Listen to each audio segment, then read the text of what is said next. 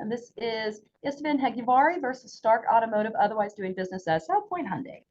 All right, I have someone here on behalf of the plaintiff. Yes, hi. My name is Istvan Hegivari, and I'm the plaintiff. Good afternoon, sir. Thank you for being with us. All right, who do I have on behalf of South Point Honda? I'm sorry, South Point Hyundai. All right, folks, buckle up. This is Yesan Hegivari versus South Point Hyundai, and it's a wild one. A Tesla, a dealership, and a $4,600 question. Was this car really the model it was sold as? On one side, we've got a buyer who says he paid for a long-range all-wheel drive, but got something else entirely. On the other, a dealership insisting they sold exactly what the system told them they did. The courtroom tension builds as the judge digs into VIN numbers, Tesla documentation, and what counts as proof in a consumer fraud case. This one's all about evidence, credibility, and the fine print. Stay tuned, because it gets messy fast. My name's Ashley Callahan. I'm the lawyer for South Point Hyundai, and I have also with me a client representative who can testify if needed, Mr. Darren Witt.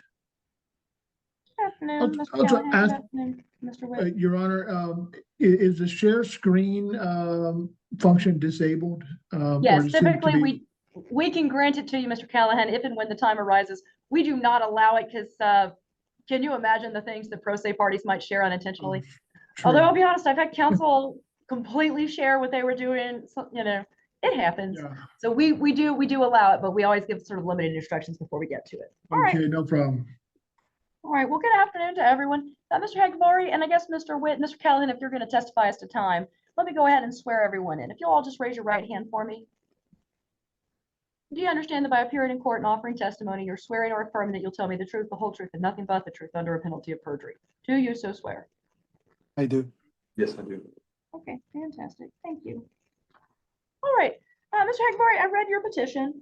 You say that you purchased a used Tesla from the defendant's automotive group, and that at the time you purchased the vehicle and the paperwork you were given, the vehicle was titled as was described as a long-range all-wheel drive model. Yes, Your Honor, that's correct. But that after you purchased the vehicle, you later discovered that it is not a long-range all-wheel drive. Yes, Your Honor. So is it neither, or is it all-wheel drive but not long-range? Or it's a standard range all-wheel drive model. They just called it Model Y all-wheel drive. It was a special release by Tesla. It is all-wheel drive, but it's not long-range. Yes, Your Honor. All right, and you're suing essentially for having overpaid. Yes, Your Honor. All right. How much did you calculate as the damage?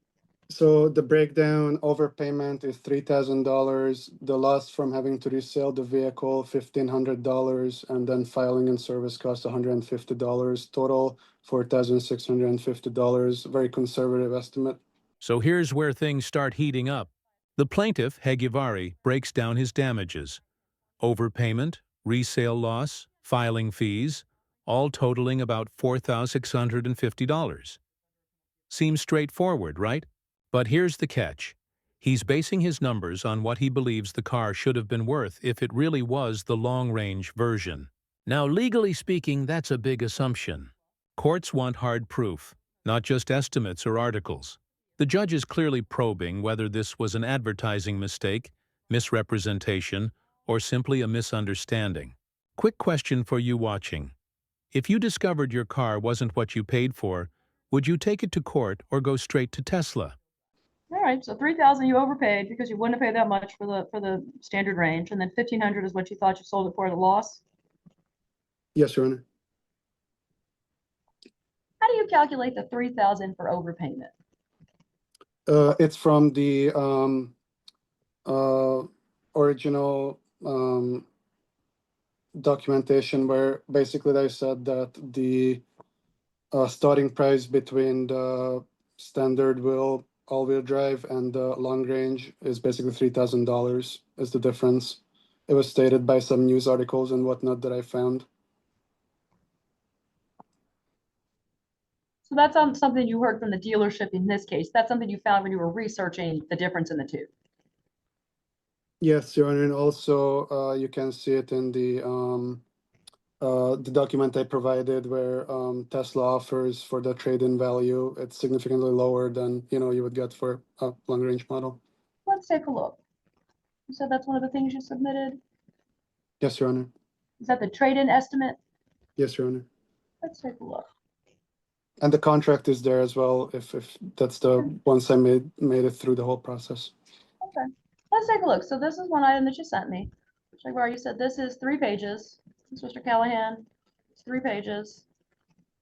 First one says your trade-in estimate. I can see that it's dated May 17th, 2024. Mr. Hagberry, when did you purchase the vehicle? The standard range model? So when did you buy this car? The one that you thought was a long-range all-wheel drive. When did you buy the car from the defendant? I have the contract. It's May 10, 2024. Look, no, that's the first payment, sorry. Was it March 2024, I believe? I'm trying to find the date. March 29, 2024, Your Honor. Okay.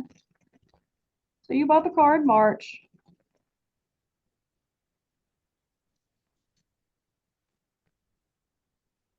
When did you discover that it wasn't a long-range vehicle? I'll stop sharing so I can see it again. And here comes the twist. Hegivari didn't even realize the issue at first. Like many Tesla owners, he thought the range difference was just calibration. Only after weeks of driving and some serious internet sleuthing did he uncover that his vehicle was a rare, short-lived version, a Model Y all-wheel drive that wasn't technically long-range. Now, that discovery might sound like a smoking gun, but in court, self-research isn't evidence. You need documentation or expert testimony. The tension builds because this is where good intentions meet courtroom reality. What you know and what you can prove are two very different things. So it took me actually a couple of weeks. So Teslas are kind of strange, because this was a used model. That means someone else was driving it before. So they have like a range calibration system inside. So if someone drives it in a certain way, it could display less range than normally it would have. So it might take some time to recalibrate as you drive it. So first I saw that it has significantly less range than what I expected. I thought that maybe someone was just driving it like crazy. So I started driving it right and wanted to see if it would recalibrate, and it didn't. So then I started researching, and I had to forum deep dive and whatnot. And then finally someone mentioned that, hey, you might have this one special version that I never knew even existed at that point, right? And so I started researching that, and I found out, yes, I indeed had this one special version. So this was not this release was not something that was like a loud release. This was only released in a few months in 2023. Tesla did not offer it as like a new purchase. They only sold it as part of their fleet as used, I guess. And only like a couple thousand of them was sold from what I understand currently. So anyway, when I really confirmed it is when I reached out to Tesla and they gave me back that document, the estimate, because it states there that it's a Tesla Model Y all-wheel drive, not a Tesla Model Y long range. So that was the confirmation that it is indeed. Mr. Hagberry, you bought a car in Yes, sir. March of 2024. And you began Yes. to drive it, and you realized Yes. that it wasn't giving you the performance you expected from a long-range vehicle. Yes. And then through your own investigation, did you become to suspect that you had that what you had was not long range? Yes. And then you gave it to Tesla, and Tesla confirmed it. Yes. And that's what this document is. Yes. All right, let's take a look then. So again, this is 3 pages, Mr. Callahan back. This is that 3 pages again. I can see at the top it says May 17th, 2024. That's why I was asking, when did you buy the car? So this is about 2 months later. Trade-in estimate for the 2023 Model Y, 10,000. Trade-in estimate, 32,900. The trade-in value is determined. The trade-in is determined using the detailed and accident history you provided. Estimates reflective market conditions. Following your order list and why trade-in with Tesla. I actually don't see anything on here that says it mentions anything about the range, sir. I just see Tesla Model Y all-wheel drive. 1 second, let me bring it up. It says on the very top, Tesla Model Y all-wheel drive. That is the actual name of that model. Okay, but I'm saying is that nothing on this paper talks at all about range, right? It doesn't say Model Y all-wheel drive. Correct. Long So range, this short one range is is just silent as to that. So this doesn't. correct, Your Honor. This one is just called Tesla Model Y all-wheel drive. That's the official name for this vehicle. And in the news stories I found, they confirmed that this is a special version of the standard range, basically. Like I said, only a few was released, basically, in a short time frame. Boom. This is the turning point. The judge cuts straight to the heart of it. Do you have anything from Tesla or a mechanic confirming this isn't a long-range model? That's the legal equivalent of a knockout punch. Without written verification from a third party, the case starts wobbling. The plaintiff argues that the name itself, Model Y all-wheel drive, proves it's not long-range, but the judge isn't having it. This is a classic courtroom lesson. What feels obvious to you won't hold up without independent evidence. It's a tough moment. You can almost feel the frustration in the room. Mr. Hegbar, do you have anything from a dealership, from a mechanic that says this is not a long-range Tesla? That specifically says that it is not a, I mean, Yeah, because that's what you're suing for. What yours, and I get it. And I saw the documents. You're right. Twice in the paperwork, it says long-range all-wheel drive. What you're saying is that you didn't get a long-range Tesla. What I'm asking is, do you have something in writing that says this is not a long-range Tesla? Because the trade-in estimate does not do that. It's just silent, which is not the same thing. I needed an affirmative finding or a mechanic to say that's not what he bought. So it's just to make sure it's not that it's silent. The Tesla Model Y all-wheel drive is the actual name of that model. It doesn't have anything else to it. It's literally called Tesla Model Y all-wheel drive.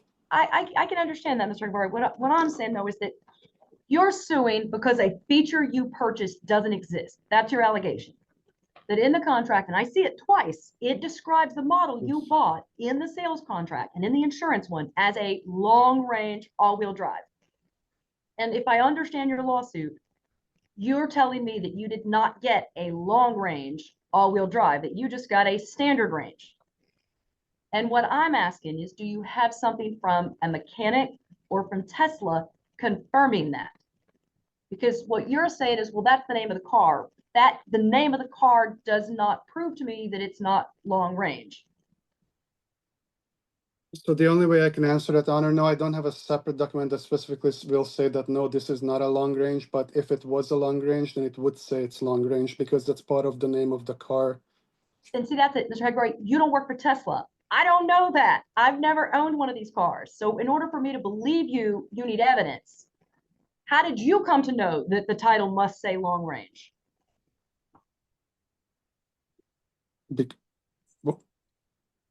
So every long range will say long range on the documents. And also when you look on the computer of the car, it will say long range for every long range. I don't know how else to prove it because I don't have the car anymore. So I mean, I have the contract where I sold it.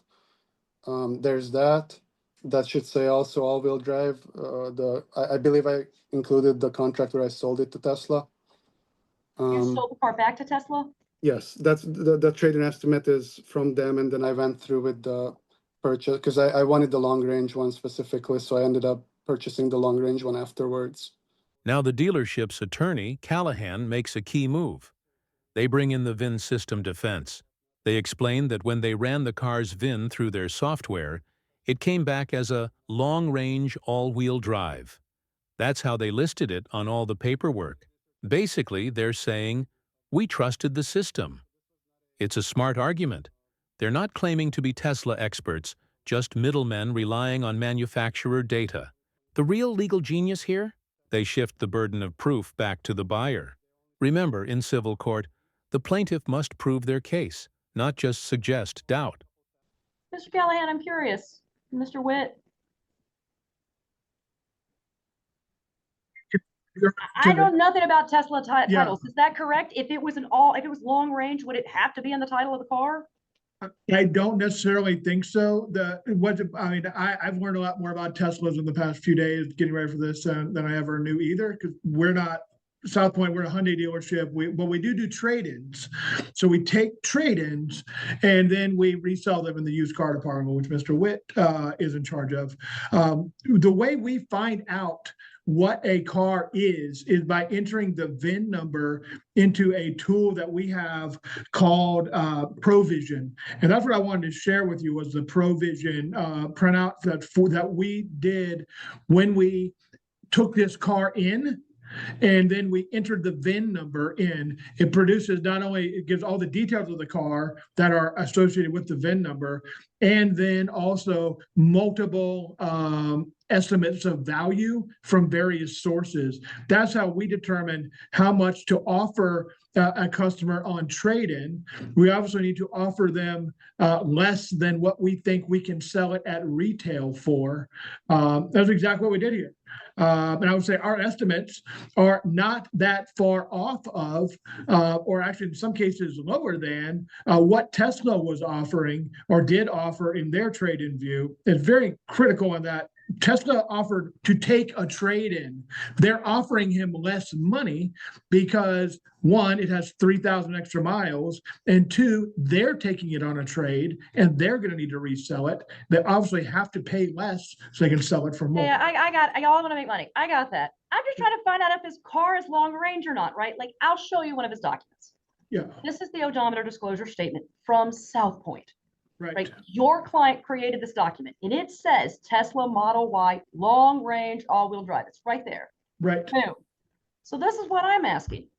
How did y'all know it was a long range all-wheel drive? Mr. That's what I Callahan, can show you I'm on this other hearing page. If it sounds like what you're saying is that you took the VIN number and the VIN number spit back out Model Y long range.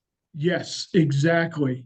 There's So- no way to tell by looking at a Tesla if it's long range or standard range. Sure. The only way we could possibly know is putting it in our system, which is what we did. And that's what it came back as. I mean, we're not a Tesla dealership. All we can do is go by what data is associated with the VIN. Okay. And that's how we do it.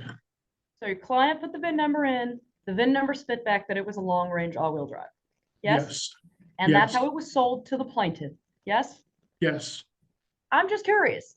Do you know, is that correct? This part feels like a masterclass in legal logic. The judge is juggling VIN data, Tesla documentation, and conflicting assumptions, all without a single piece of definitive technical evidence. It's clear both sides are arguing in good faith, but it's a classic fact gap. The plaintiff's range test and screenshots don't count as official proof, while the dealership's VIN system doesn't confirm the model's capabilities either. The big question? Who's responsible when technology and paperwork collide? Drop your thoughts below. Should dealerships verify manufacturer data more carefully, or should buyers be required to double-check what they're getting? Or was the VIN number wrong when it spit back and said it was long range? I think the VIN number is right. I do not know that it's not a long range. What you're saying is exactly what I thought when I first read it. We have no reason to know if it is or isn't. And that estimate from Tesla doesn't say one way or the other. It doesn't say standard or long range. But I will say this: the price that they're offering is exactly the same as some of the prices we were getting back when we did an estimate. So I think it is what we said it was, and that's how we valued it, and so did Tesla valued it the same way. There's been a little bit of issue with the value of Tesla recently. I'm sure yeah. And there's issues with the amount of car market, whether they're used or not, right? So Right. price in and of itself is not all that helpful to me. I'm just as a question of fact, Mr. Hegvari, and this is really it for the plaintiffs for your case, sir.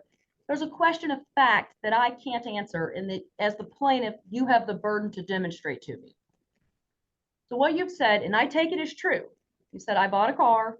They told me at the dealership that it was a long range battery, which is a specific thing that you would want. And I agree, that's probably going to cost more than the standard one, right? If you buy a laptop with more memory, it's more expensive than the standard version. I get that. Mr. Callahan is saying that their research also says that it's still a long range vehicle. So the question of fact then is, Mr. Hegvari, how did you determine that it wasn't a long range vehicle? based on the battery, so basically this one had 279 miles of total range. I did a battery test. It's 100%. The battery was 100%. The long range has 330 miles of battery. I also, when I got the estimate from Tesla, I asked them, and there you can see it says Tesla Model Y all-wheel drive. It doesn't say it doesn't say all-wheel drive because it's omitting if it's standard range or long range. It says all-wheel drive because literally this release is called Tesla Model Y all-wheel drive. Its own category. That's literally the name. That's the brand. That's the Here's the model of thing, the car. Mr. Hagvari, I don't know that, and you don't work for Tesla to be able to prove it. This is where a witness or an evidence would have it. So like if you had brought me something from a dealership where you took your car and got it inspected, and that said, this is not a long range battery, you'd have a case right now. Do you have anything documented from someone other than yourself that says this car is not a long range battery? The title alone is not proving it to me, unless you can show me a document from Tesla that says it must say it. I don't know how to produce something like that, Your Honor. Because see, that's kind of what I was looking for, right? It would be examples of this are someone had their car repaired. They said we put in a brand new such and such. Then they took their vehicle to another dealership or another mechanic who came to court and said, Your Honor, I inspected the car. They did not install the such and such. It's missing. I took photos. I'm a licensed mechanic. I've done this for 20 years. I know what those things look like, and I looked and it's not there. That is the sort of third-party evidence I'm needing. So when I look at your items, right, I see the trade-in estimate. The trade-in estimate doesn't make any mention whatsoever as to the battery. The exhibit agreement to furnish insurance, that is from South Point. It also says that it's a long-range vehicle. There's no dispute that South Point believes they sold you a long-range vehicle. The sales disclosure, same thing, says Tesla Model Y. It doesn't even mention whether it's got a battery or not. It's just how much you're paying in interest. And then there is the odometer disclosure, which also says it's a long-range all-wheel drive. But okay, we all agreed that at the time it was supposed to be a long range. Same thing for the installment. What I need is something from a third party saying, I looked at this vehicle and that is not a long-range battery. And here's the verdict. Plaintiff takes nothing, not because the judge sides with the dealership, but because of one thing: lack of evidence. The judge even admits, I just don't know. That's the beauty and frustration of small claims. You might be right, but you still have to prove it. However, the door isn't closed. The judge gives Heggivari 21 days to appeal if he can get official documentation. It's a fair and educational ruling, reminding every viewer that emotion and logic must both bow to the rules of evidence. Law isn't about who feels wronged. It's about what you can substantiate. I understand, Your Honor, what you're saying. I'm just not sure how I would be able to get something like that without some kind of court order, because Tesla is a company and they're not gonna give me anything if I just ask. Well, Mr. Hagvari, I'm not able to give you any advice right now because I have some suggestions, but that would truly veer into legal advice. There are ways to do that, and you could still trigger it again. So what I'd say is that, at least for today, because there is a lack of evidence to show that you did not receive the thing that you bargained for, right? I don't disagree that you paid a price for a vehicle that was supposed to have a long-range battery. What I haven't seen is any information that you didn't get that. So, Mr. Hagvari, today, what I would say is that it would be a plaintiff take nothing. But even though you as the plaintiff did not succeed, you have the right to appeal this decision. You have 21 days to do that.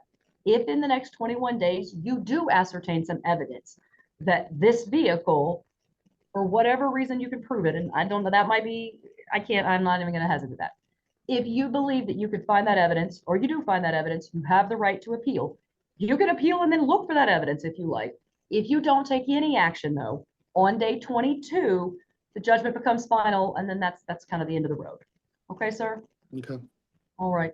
Good luck to you, Mr. Hagvari. I appreciate you bringing the case. It's certainly a question that again, my ruling today is not because the answer is I just don't know, right? Understood. But you have established very clearly that that's what you were sold. Question is, did you receive it?